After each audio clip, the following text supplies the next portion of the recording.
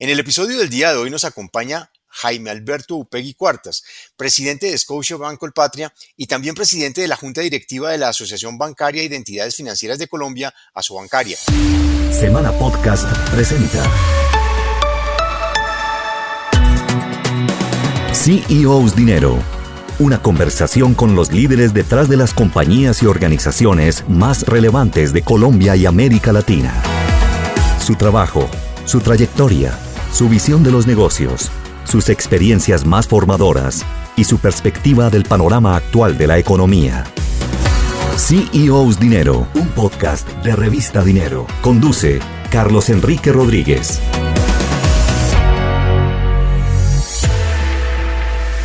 Hola, bienvenidos a CEO's Dinero. Soy Carlos Enrique Rodríguez, subdirector de Semana. Jaime Alberto Upegui Cuartas, presidente de Scotiabank Colpatria, es abogado con especialización en Derecho Financiero y Finanzas de la Universidad de los Andes. Tiene una amplia experiencia de más de 25 años en el sector financiero en América Latina, en compañías como el Banco Colpatria y Citibank, pero también en el sector real, en Laboratorios Baxter. Como presidente de Scotiabank Colpatria, el Dr. Upegui ha impulsado y liderado la estrategia de transformación digital del banco y su participación activa en los países de la Alianza del Pacífico como parte del grupo financiero multinacional Scotiabank. Conoceremos con él su recorrido profesional, los desafíos más importantes que ha sorteado y comprenderemos no solo su visión del liderazgo, sino también sus reflexiones alrededor de la pandemia, el futuro y el nuevo escenario en el que nos moveremos. Jaime Alberto Upegui, bienvenido a este espacio y mil gracias por aceptar la invitación. No, Carlos, muy agradecido por tu invitación, muy agradecido a Grupo Semana, Dinero. Es un gusto estar aquí con todos los lectores que nos escuchan en el momento que nos estén escuchando. Muchos crecimos con Colpatria, que ha sido una de las marcas icónicas del sector financiero en el país. Sin embargo, de unos años para acá, Scotia Colpatria se fundó. Ayúdenos a entender un poco y a recordar cómo fue ese proceso y qué ha significado para Colpatria esta alianza, siendo Colpatria precisamente una de las empresas más resilientes del país. Claro que sí. El grupo Colpatria fundó el banco, más que fundó, compró a la Superintendencia Financiera en el año 69 el Banco de la Costa, que había sido intervenido en su momento. El Banco de la Costa eran 3 bancos regionales, el Banco Bananero del Magdalena, el Banco Comercial de Barranquilla y el Banco de la Costa, que también se habían quebrado en su momento. Y todo esto terminó en manos de la Superintendencia Financiera y la Superintendencia le ofreció a este naciente grupo financiero, que era el grupo Colpatria, que era un grupo de capitalización y asegurador, le ofreció el banco. De allí, Colpatria siguió creciendo en el tema financiero. En el año 1972 creó la Corporación de Ahorro y Vivienda UPAC Colpatria. En el año 78 creó la financiera Colpatria. Ya en la década del 80 creó la compañía de leasing, el fondo de pensiones, la fiduciaria. Y cuando llegó el momento de la competencia con la banca española, el grupo Colpatria fusionó todas sus compañías en lo que llamó Multibanca Colpatria, en el ánimo de darle un servicio a todos los clientes. Esa es la historia por el lado del grupo Colpatria. Por el lado de Scotiabank, Scotiabank es uno de los bancos canadienses más importantes de este momento. Creo que es tercer banco en tamaño, en activos y capital. El banco ha tomado una decisión de ser el banco líder en las Américas y por eso ha decidido tener una presencia relevante con bancos universales en los países de Alianza del Pacífico. Este año, por ejemplo, se está cumpliendo 30 años de presencia en Chile, donde recientemente se hizo la adquisición del BBVA de Chile y nos convirtió en el tercer banco chileno. Somos tercer banco en el Perú, somos el quinto banco en México y en Colombia entramos hace 10 años adquiriendo el Royal Bank of Scotland, luego adquirimos el 51% del Banco Colpatria y en 1998 adquirimos la banca de personas y pequeña y mediana empresa del Citibank Colombia. Entonces, en estos 10 años hemos hecho 3 adquisiciones y la estrategia del banco es convertirnos en un banco universal, es decir, en un banco líder que pueda ofrecerle servicios a una amplia gama de segmentos de clientes, desde el mundo corporativo, el mundo de los clientes wealth management, es decir, de patrimoniales, como lo hemos venido haciendo además en la base de la pirámide, donde tenemos también servicios como el que manejamos con Codensa. Esa es como la historia de ambas entidades. Hoy en día somos Scotiabank Colpatria y somos parte del grupo Scotiabank Canadá, uno de los grupos financieros más sólidos del mundo.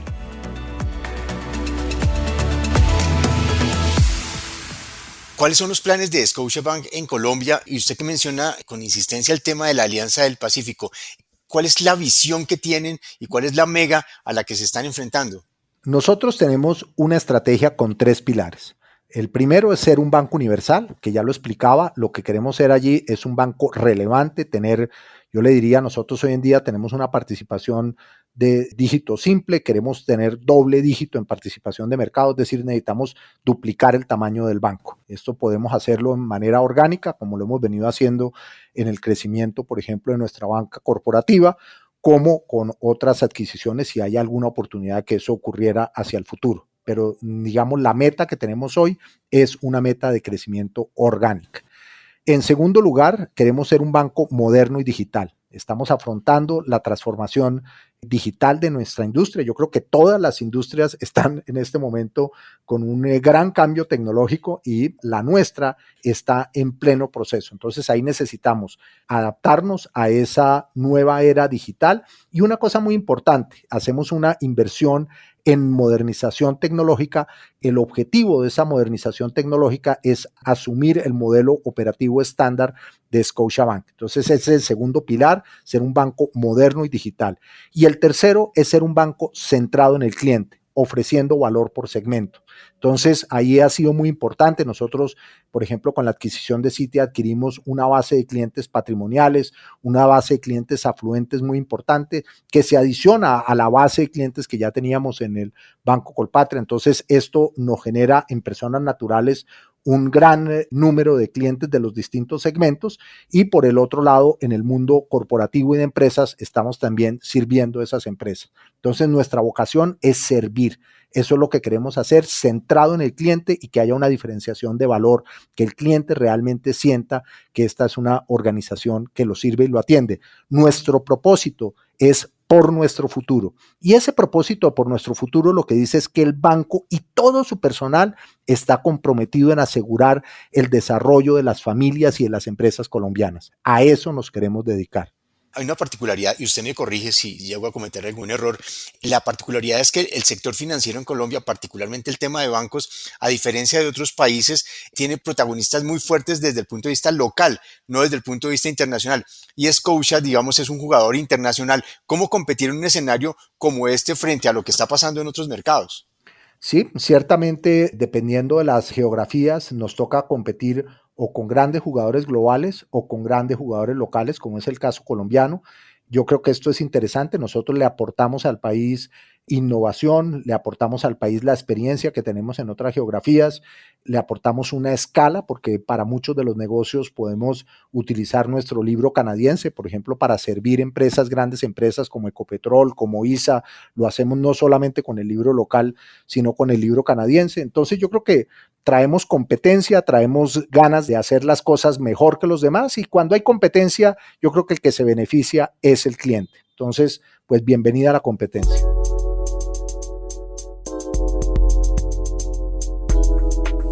¿Cómo les fue con la pandemia? Y se lo pregunto desde dos ópticas. La primera es la operación misma del banco. ¿Cómo la enfrentaron? ¿Qué hicieron? ¿Cómo se ajustaron un poco a esa nueva realidad? Ahora le hago la siguiente pregunta. Bueno, lo primero que hicimos nosotros fue preocuparnos por nuestra gente y por nuestros clientes. Para eso, desde el primer momento contratamos 2 epidemiólogas que nos asesoraran, que nos ayudaran a entender cómo manejar este tema y cómo transitar en él. Entonces, obviamente, montamos todo lo que tiene que ver con medidas de bioseguridad, desde aplicar el uso de las tapabocas, los geles, el lavado de manos, los guantes plásticos, digamos, donde era necesario hacer las barreras de acrílico, todo ese tipo de cosas. El segundo reto que tuvimos fue mover la gente a trabajar desde casa. Hoy en día tenemos el 60% de los empleados del banco trabajando desde su casa. Logro impresionante y eso hubo que hacerlo en muy corto tiempo. Entonces mandamos a la gente a trabajar desde casa, adaptar todos los procesos operativos que estuviesen generándose de esa manera. Lo tercero fue mirar cómo manteníamos permanentemente el servicio. Las oficinas del banco nunca se cerraron, estuvieron abiertas prestándole el servicio a todos los clientes y manejando los estándares de bioseguridad. Entonces creo que fue un reto relevante, un reto importante en lo que tiene que ver la preparación operacional.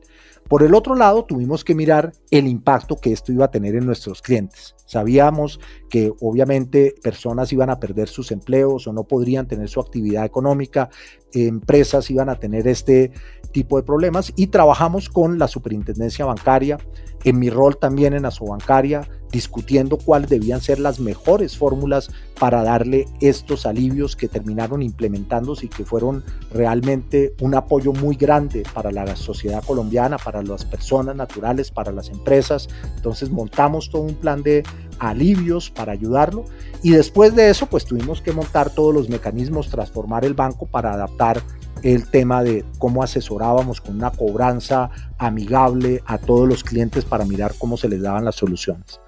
Por último, la transformación digital. Esto fue impresionante. Esto fue un catalizador de nuestra transformación digital.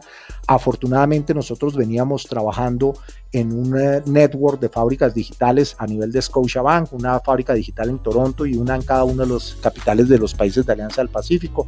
Nosotros tenemos aquí una muy ágil y muy competente y afortunadamente habíamos acelerado muchísimo nuestro cambio tecnológico que nos ha permitido lograr hoy 60% de adopción digital y estamos realizando un gran volumen de las transacciones monetarias de manera digital, de tal forma que las transacciones en oficina se redujeron a menos del 8% de las transacciones monetarias totales del banco. Y esto también fue una transformación esencial y generó un catalizador realmente para convertir el banco en un banco digital, acelerándolo a un paso impresionante. Jaime Alberto, yo quería preguntarle y detenerme un poco en la segunda parte de su respuesta sobre la reacción del sector financiero a la crisis ante las personas y las empresas que sin duda alguna se vieron perjudicadas y muy duramente golpeadas por el tema de la pandemia. Sin duda el esfuerzo que ha hecho el sector financiero ha sido alto como muchos otros sectores, sin embargo la percepción que hay en la gente es que se pudo haber hecho más. ¿Cuál es un poco la sensación que usted le da de lo que pasó con el sector financiero y la relación con la gente, con las empresas y con el impacto que ha tenido la pandemia en la comunidad? No, yo no comparto esa opinión. Yo creo que el sector financiero ha hecho y ha hecho muchísimo. Desde los alivios, yo creo que fácilmente fuimos el país en Latinoamérica que como proporción de su Producto Interno Bruto y la proporción de su tamaño de sector financiero concedió más alivios. Segundo, estuvimos otorgando con el gobierno, porque cuando uno mira la forma en que se atacó la crisis, el gobierno nacional definió unos apoyos y dentro de esos apoyos nuevos créditos para sectores vulnerables y también allí el sector financiero nunca paró su máquina de crédito y eso es muy importante. Tenemos un sector financiero sólido y ese sector financiero contribuyó a mantener la economía en movimiento desembolsando recursos y donde fue necesario se desembolsaron recursos con garantía del Fondo Nacional de Garantías.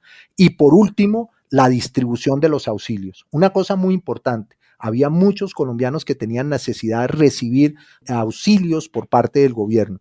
Esos auxilios se distribuyeron a través del sector financiero y esto es bien importante. Se bancarizaron más de 2 millones de personas en Colombia para recibir esos auxilios a través de la banca formal, a través de nosotros. Entonces el trabajo ha sido muy fuerte para asegurar realmente que los colombianos, ante semejante dificultad que tuvimos, el sector financiero estuvo allí sólido, de pie, apoyando y comprometido. Y así lo he sentido no solamente en mi entidad, sino en todas las entidades del sector. Ya antes de pasar un poco al plano personal, la visión que usted tiene de lo que viene en materia económica para el país. Hay algunas personas que son muy optimistas en términos del crecimiento y de cómo va a ser el rebote. Otras están un poco preocupadas por la incertidumbre que genera el programa de vacunación y la rapidez con que se va a implementar, que le daría seguridad a los sectores para que tuvieran una mayor actividad. ¿Cuál es su visión de lo que va a pasar este año en materia económica? Bueno, yo soy de los optimistas. Yo creo que Colombia va a tener un rebote y va a tener un crecimiento del 5%. Yo creo que se está haciendo cosas que son importantes e inteligentes. Desde el sector financiero estamos apoyando, nos estamos reuniendo con todos los sectores. A nivel de Asobancaria nos reunimos con otros gremios para mirar el impacto que tenemos que hacer para seguir apoyando y para seguir creciendo. Entonces esto es una dinámica que yo considero importante. Como lo decíamos, para manejar el impacto de la crisis y salir de esa crisis en ese momento, pues se bajaron las tasas de interés, que lo hizo el Banco de la República. Esas tasas de interés se puede ver claramente que el sector financiero las ha transferido también a los clientes. Hubo un aumento del gasto del gobierno central, un aumento del endeudamiento del gobierno central y, como decía, el sistema financiero apoyando, manteniendo el crédito con todo el tema de los pagos de subsidios. Ahora viene ya una parte que es muy importante, que es necesitamos pagar esa deuda. Y necesitamos tomar en serio la necesidad de una reforma fiscal que genere más ingresos para que Colombia pueda demostrarle a estas calificadoras de riesgo que siempre cumplimos con nuestras obligaciones. Entonces yo creo que ese es un tema que es bien importante.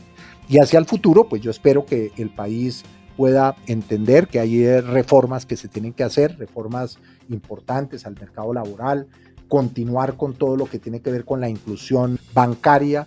Un tema que yo predico muchísimo, esa inclusión bancaria debe contribuir a que todos nos formalicemos. Y cuando hablo de la reforma tributaria, yo creo que es muy importante que todos nos legalicemos y contemos qué es lo que hacemos. Si yo no tengo capacidad de pagar, no importa, pues no pago. Y es más, de pronto hasta me devuelven con la renta básica. Pero si yo tengo capacidad de pagar impuestos, debo pagar impuestos.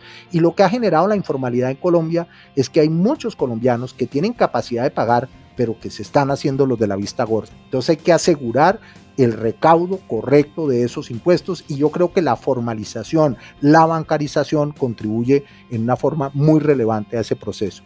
Y por último, una reforma pensional. Yo creo que es importante que en Colombia tenemos que tomar una definición de qué sistema queremos manejar.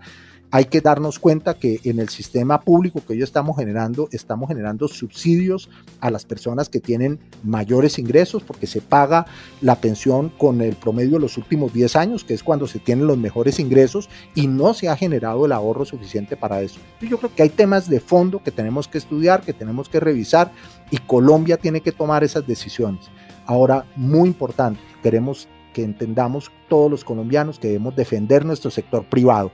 Nosotros, esa iniciativa privada, y yo cuando hablo de iniciativa privada no es solamente las grandes compañías como ISA, como Nutresa, también esas pequeñas pymes que están trabajando y que están desarrollando su actividad. Esa iniciativa privada es la que mueve, es el motor de Colombia, es la generación de la riqueza y esa es la riqueza que vamos a tener que distribuir para asegurar que tengamos un país más igualitario. Pero si no generamos riqueza, ¿qué vamos a distribuir? Semana Podcast está presentando CEOs Dinero. Pasemos ahora sí a su historia. Sorprende mucho en su recorrido la profundidad que tiene en el campo financiero, pero también su paso por el sector real, pero sobre todo un abogado en finanzas. Cuéntenos un poco su historia, qué pasó, cómo arrancó, cómo llega a los bancos, cómo llega a los laboratorios farmacéuticos. Ayúdenos a reconstruir su historia, por favor. Claro que sí. El primer tema es que estudié Derecho y a mí el rol model en mi vida personal ha sido mi padre. Mi padre fue abogado, un gran empresario y además de eso un gran jurista, ¿no? Fue conjuez de la Corte, conjuez del Consejo de Estado, fue magistrado de la Corte Electoral, fue árbitro de Cámara de Comercio y al mismo tiempo era empresario y le sobraba tiempo además para ser un buen padre. Entonces yo digo, hombre, este es el ejemplo de vida que yo quiero tener. Es un hombre que llegó a tener mucho poder, pero ese poder con una mística de servir y de servir a los demás y de respetar a todos los seres humanos que se cruzaban en su vida, y eso me lo enseñó a mí desde chiquito, respetar y respetar a la gente. Entonces yo siempre quise estudiar Derecho con el ánimo de aprender una formación que creo que nos da el derecho a todos los que hemos sido abogados, pero mi intención no era irme a un bufete de abogados a trabajar, mi intención era seguir esa carrera de mi padre y llegar a las máximas posiciones de poder. Cuando entré al sector financiero, entré en el Grupo Colpatria. Trabajé 14 años dentro del Grupo Colpatria y allí en esta organización entré en parte, hice roles de abogado, pero yo quería era trabajar en el negocio. y entré en la capitalizadora, estuve en el banco y muy generosamente la familia Pacheco, Eduardo, Mario Pacheco, don Carlos Pacheco, me dieron oportunidades desde muy joven y tenía responsabilidades muy grandes y fui gerente general de tarjetas de crédito, fui presidente del Fondo de Cesantías y Pensiones cuando era de cesantías únicamente, fui presidente de la fiduciaria, fui presidente de la compañía de financiamiento comercial, de la compañía de leasing y al final terminé como vicepresidente del banco. Entonces, realmente allí entendí ese valor de lo que era la banca y cómo la banca sirve a la gente. Eso para mí era una dinámica interesantísima y me sentí ahí siempre muy orgulloso de servir y con grandes responsabilidades. Luego pasé a trabajar en el Citibank.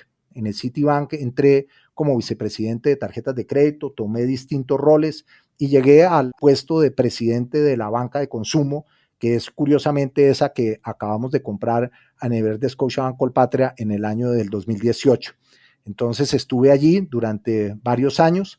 Luego de eso tuve una práctica independiente. Fui 4 años y medio consultor, fui empresario, hice mi propio negocio, me estaba yendo muy bien y ahí me picó esa nubecita de seguir sirviendo y me ofrecieron trabajar en un laboratorio farmacéutico que se llama Laboratorios Baxter, que es un laboratorio que maneja enfermedades críticas, enfermedades que tienen que ver con la vida o la muerte de los pacientes. Entonces, ese es un tema que fue para mí muy relevante. La visión de Baxter era salvar y sostener vidas.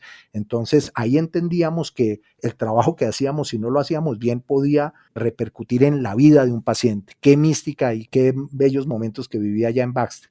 Y estando en Baxter, me ofrecieron venir a ser presidente de este banco. Y este era un sueño que tuve desde el día número 1. A mí la señora de recursos humanos, la psicóloga que me estaba entrevistando cuando iba a entrar a Colpatria me preguntó, cuénteme señor, ¿y usted a qué cargo aspira? Esa típica pregunta que le hacía, yo digo, yo aspiro a la posición de don Carlos Pacheco, es decir, yo quiero ser el presidente del grupo. ¿Y por qué no? Entonces, ese sueño lo tuve desde pequeño y cuando me llamaron a decir que si yo quería participar en este proceso, no dudé ni un minuto y dije enseguida, quiero obviamente poder serlo y hoy lo estoy haciendo acá y estoy con una mística impresionante. Ahora, una de las cosas que a mí más me gusta en este proceso, cuando voy mirando qué cosas le he ido metiendo a esa mochila de aprendizaje para ser el líder que soy hoy en día, pues uno, le diría, es el talento y hablar de gente. Ahorita podemos hablar un poco más de ese tema, yo creo que eso es muy relevante. Un segundo elemento tiene que ver con el seteo de los valores y la ética que tiene que tener una organización. Eso es muy importante. Y el tercero es definir correctamente la estrategia. Y ahí me involucré también. Nunca estudié formalmente estrategia en una universidad, pero le quiero decir, durante muchos años, 20 años, fui profesor de estrategia en el CESA, que es una universidad acá en Bogotá, y estudié muchísimo el tema porque me encanta.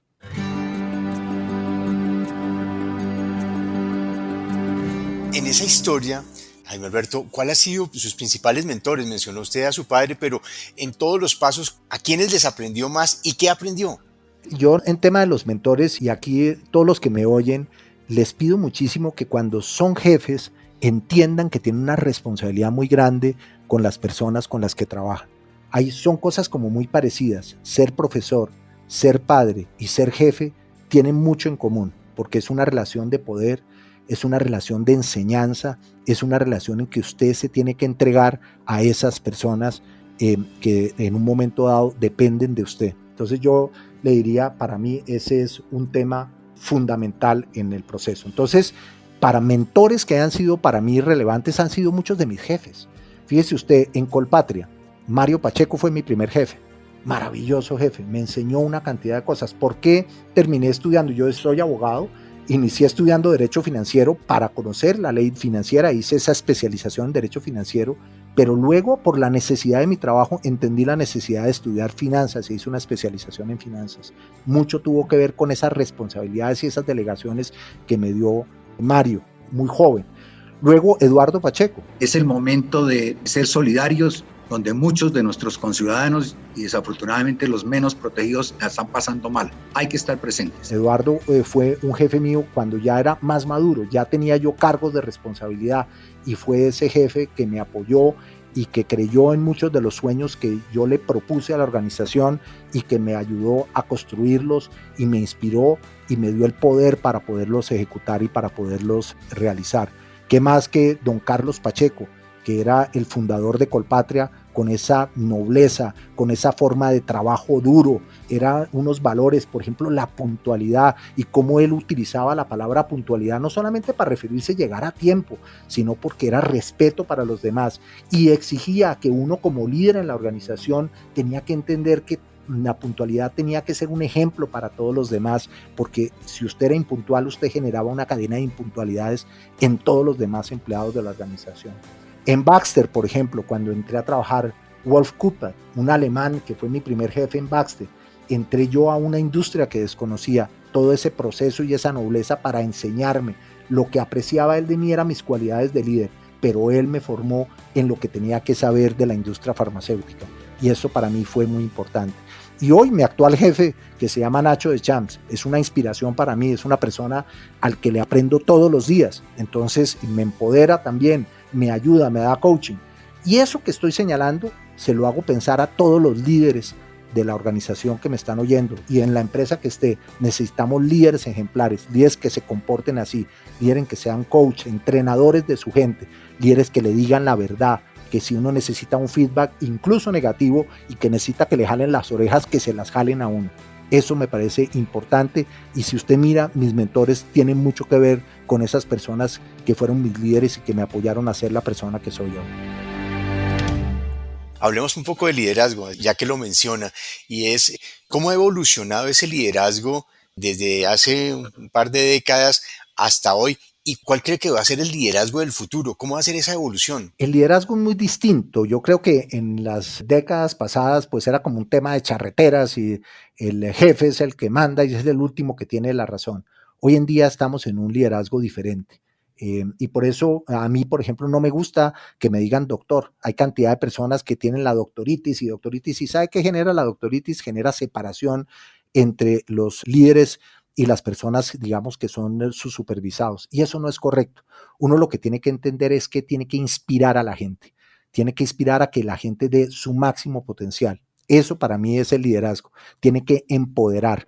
Tiene que asegurarse que las personas, por ejemplo, nosotros tenemos un propósito en el banco que es por nuestro futuro. Por nuestro futuro tiene que ver con el futuro de nuestros clientes, tiene que ver con el futuro de la sociedad colombiana, de las personas naturales, de las empresas. Entonces la gente tiene que venir inspirada al banco a decir, oiga, ¿qué tengo que hacer yo para lograr ese propósito? Y ahí hay un cambio muy grande en el liderazgo, porque la gente tiene que, cuando se define la estrategia, se tiene que liderar en una forma distinta, porque la gente tiene que tener la capacidad de asumir los temas y mirar cómo propone soluciones y cómo resuelve esas soluciones y que se sienta empoderado para hacerlo. Y naturalmente se tiene que liderar con el ejemplo, porque yo todo esto que lo estoy diciendo lo tengo que vivir todos los días acá en el banco, y exijo que cualquier funcionario que me vea que no lo estoy cumpliendo, me lo reclame. En ese orden de ideas y mirando un poco ya el tema de la gente alrededor de las organizaciones, el tema del talento, el trabajo en equipo, los valores, ¿cómo se va a evaluar hacia el futuro y cómo está jugando hoy en un momento que es casi que el punto de quiebre de muchas empresas, organizaciones e incluso de la misma sociedad? Hoy en día es muy importante el tema del trabajo en equipo, como usted lo menciona. Sin el trabajo en equipo es imposible que las cosas se hagan, porque necesitamos de los demás. Necesitamos, para poder servir a ese cliente final al que queremos darle un bien o servicio, necesitamos de otros en la organización para poder conseguir. No se gana nada, y usted lo ve en el fútbol, por ejemplo, si en un equipo no se pasan la pelota entre los grandes jugadores, pues estamos mal. Nosotros necesitamos asegurar que atraemos, retenemos e inspiramos el mejor talento, pero lo necesitamos que lo haga trabajando en equipo, apoyándose mutuamente. Entonces, eso es bien importante. Todos los métodos nuevos de trabajo, las metodologías ágiles, hacen esto como un elemento importante. Pero también tenemos que entender que necesitamos diversidad e inclusión. Es decir, necesitamos el pensamiento diferente. Ahí es donde se genera aún más valor. Uno no necesita gente que sea yes man, sí, a todo lo que uno dice. Uno necesita que la gente sienta confianza y tranquilidad para poder opinar, inclusive en contra de la idea que yo esté proponiendo. Yo puedo ser el presidente del banco, pero puedo estar dando una idea que no corresponde. Entonces, pues, no me tienen que decir burro, pero con que me diga, mire, tengo un error, pero la data que tengo acá me está demostrando una cosa diferente, o permítame, le doy una opinión distinta. Eso es muy importante. Entonces, cuando hablamos de diversidad e inclusión, no solamente estamos hablando de temas de género, o de temas de raza, o de temas de origen social. Estamos hablando de personas que piensan diferente que uno y que se sientan respetadas y que hacen parte de un equipo y que lo que piensan distinto lo pueden decir sin que haya ningún problema. Precisamente en ese orden de ideas, ¿cuáles han sido las decisiones más complejas que ha tenido que tomar en sus cargos de liderazgo y qué aprendió de ellas? Bueno, yo creo que decisiones complejas han sido muchas. Creo que pues acabamos de vivir momentos bien difíciles con los temas de la pandemia, todas estas decisiones de tener que irnos a trabajar en casa, cómo iba a afectar, por ejemplo, esto la cultura corporativa, cómo iba a afectar la capacidad de ejecución que teníamos en el banco, esa decisión de tomar allí, el enviar a toda la gente a casa era de grandísima responsabilidad. Yo creo que ese es, como hablando de elementos recientes, el que más se me viene a la cabeza. Yo creo que también le diría los temas de gente. Le decía que la responsabilidad de un líder está en setear correctamente la estrategia, los valores de la organización, pero atraer y retener el mejor talento. Y en temas de gente, pues muchas veces hay gente que no cumple con las expectativas que se tienen y en algún momento dado se tiene que tener esa conversación difícil para generar el feedback y en algún momento dado tomar decisiones como prescindir de personas que se terminan volviendo los amigos de uno, gente muy cercana, pero que probablemente necesita la organización un cambio en esa área que está manejando. Esas son decisiones que yo considero son difíciles de tomar, pero mi consejo es: tome esas decisiones cuando la organización las necesita, debe hacerlo y es su responsabilidad. Estos son CEOs Dinero, el podcast de Revista Dinero. Presenta Semana Podcast. Pasemos un poco a la coyuntura, Jaime Alberto, y es el tema de la pandemia. Además, pues, de las muertes y del impacto doloroso que ha tenido en temas de salud, el impacto social ha sido dramático y el económico también mayor.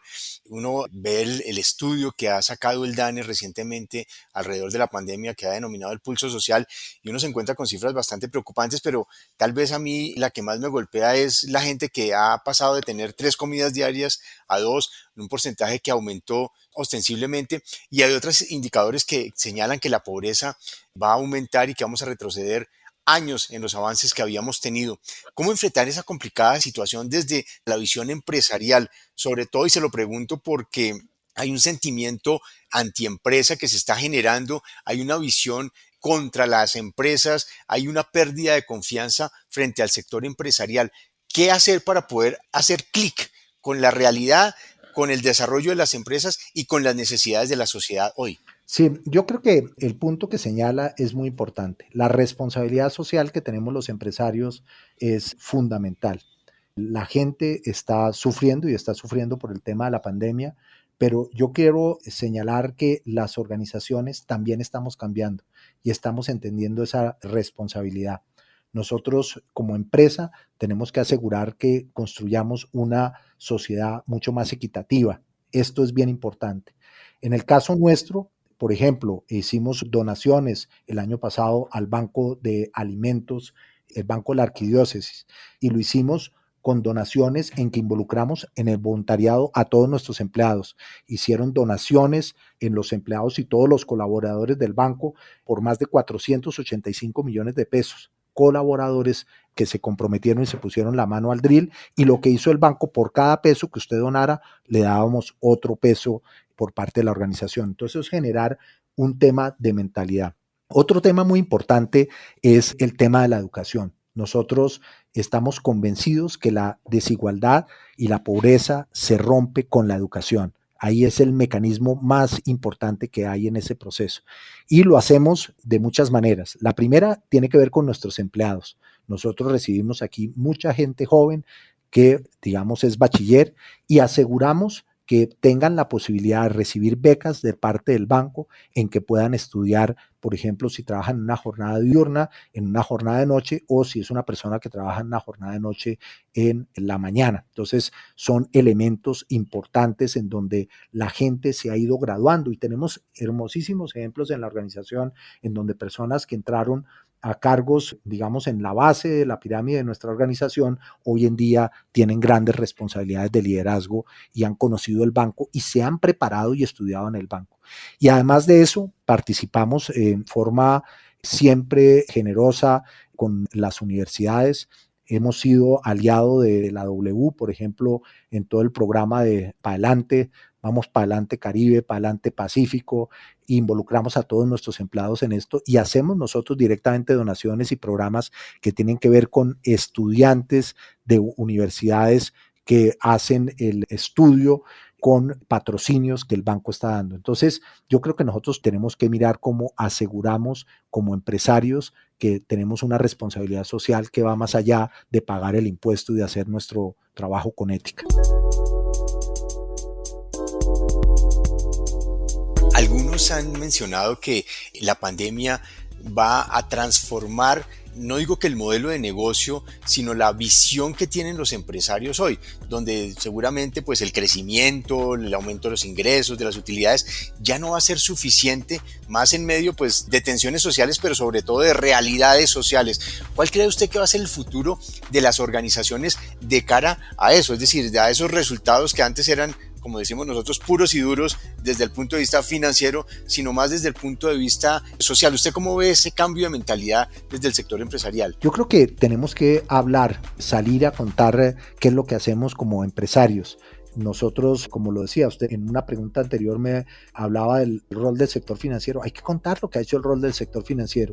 Nosotros en el banco tenemos muchos empleados que tienen en el corazón esa decisión de servir, ese propósito que les digo por nuestro futuro. Realmente estamos pensando en el futuro de nuestros clientes, en cómo el sector financiero, y yo hago el parangón, cuando trabajaba en el sector de la salud y estaba en una compañía como Baxter que decía salvar y sostener vidas era su propósito. Acá el propósito es acompañar a los colombianos a que cumplan esos objetivos de vida, enseñarles a ahorrar, generar educación financiera, pero no educación financiera mendigante, una educación financiera en que le demos la asesoría al cliente para que el cliente se empodere y el cliente tome las decisiones.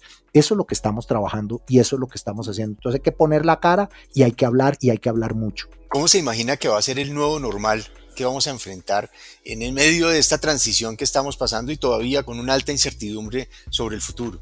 Lo comparto 100%. Yo creo que a los empresarios hoy en día no nos miden únicamente por los resultados financieros, yo creo que nos miden, y si usted mira mi contrato de desempeño, que es el contrato de desempeño del banco, obviamente tiene temas de resultado financiero, pero tiene otros temas asociados, por ejemplo, a cultura, a cómo tratamos y manejamos nuestros empleados, cómo realmente hacemos inclusión social en el banco, en lo que manejamos, cómo servimos a la sociedad. Eso es un tema que sin duda llegó ya para quedarse. Hemos logrado, por ejemplo, temas de equidad de género. Yo llegué al banco hace 3 años y teníamos en eso que se llama el techo de cristal el 14% de mujeres en los cargos directivos. Hoy en día tenemos el 50%.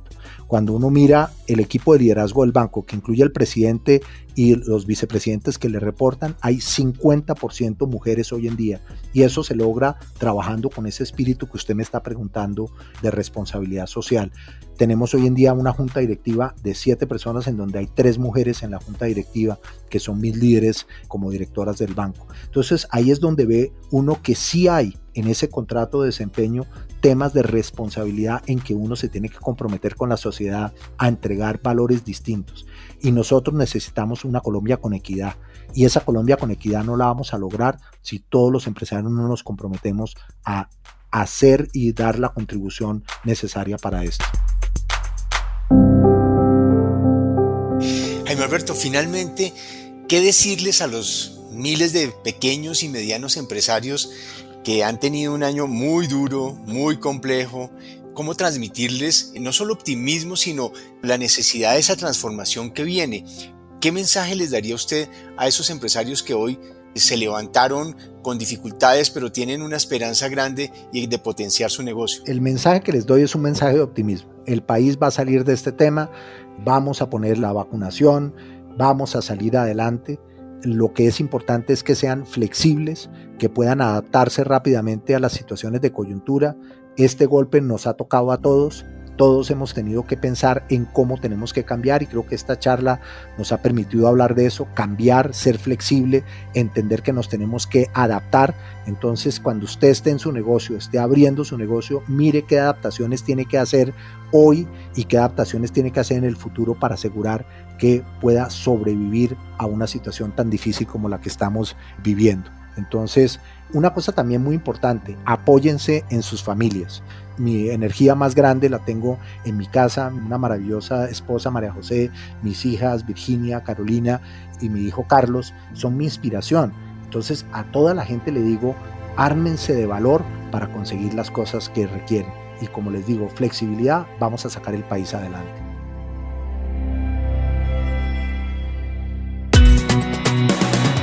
Alberto, muchísimas gracias por esta conversación. Fue muy grato tenerlo en el programa y sobre todo muy importante conocer su visión, sus reflexiones y el poder tratar de vislumbrar cómo nos vamos a enfrentar a esta nueva realidad. Mil gracias por acompañarnos. Carlos, muy agradecido por esta invitación. Ya sabes que desde que nos hemos conocido estoy acá para hablar, para contarle cualquiera de los temas en los que yo crea que les pueda ser útil y ayudar a todos los que nos están oyendo del Grupo Semana, de Revista Dinero. Espero que disfruten esta charla y bueno, ánimo y energía porque vamos a salir adelante por nuestro futuro. Mil gracias, muchas gracias a toda nuestra audiencia, a quienes nos han acompañado en este podcast. Los invitamos a que nos sigan por Spotify, Spreaker o por Apple y también por nuestras plataformas digitales. Nos encontramos en una próxima oportunidad. Mil gracias a todos. Aquí termina este episodio de CEOs Dinero. Los esperamos en una próxima entrega con los líderes detrás de las compañías y organizaciones más importantes de Colombia y América Latina. CEOs Dinero, una realización de Revista Dinero. Produce milpalabras.com.co. Presentó Semana Podcast.